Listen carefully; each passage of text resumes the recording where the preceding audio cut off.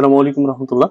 বন্ধুরা দেখছেন কাঠি, এই কাঠি দিয়ে ঘাই বাঁধার কাজ চলছে। এটি একটি মেশিনের জাল 3 নম্বর সুতোর।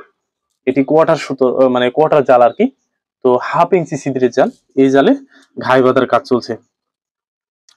তো কাঠিগুলো মেপে নিয়েছি এখানে, যাতে করে মেপে এবং গুনে গুনে যাতে করে প্রত্যেকটা সারিতে যেন একই পরিমাণে ওজনটা থাকে, কোনোটা বেশি কোনোটা কম এমনটা না, এই জন্য আর কি। তো বন্ধুরা এই যে এইভাবে এটা তুলে নিয়ে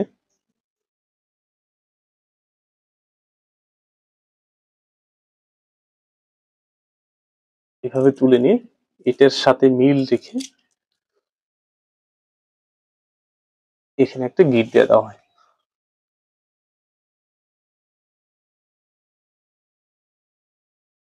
এই যে শেষ। এভাবেই একের পর এক এভাবে ঘাই সুন্দর করে বাঁধা হচ্ছে। এটা এক হাতের বেশি ঘাই হবে। আর এটাতে কাঠি হবে 4 থেকে 4.5 কেজি। এটার ওজন, এটা হাইটটা হবে আপনার 7 হাত, 7 হাত, কোনো কোনো ক্ষেত্রে 8 হাত। তো যা যেরকম প্রয়োজন যাতে নিতে পারে। কারো কোনো ছোট জাল লাগে, কারো কারো বড় জাল লাগে। তো যার যেমন জাল প্রয়োজন, যে যেমন পছন্দ করে।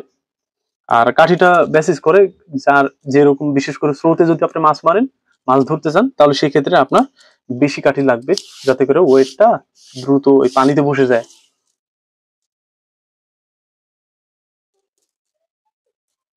তো ঠিক এইভাবেই ঘাইগুলো বাঁধা হয়।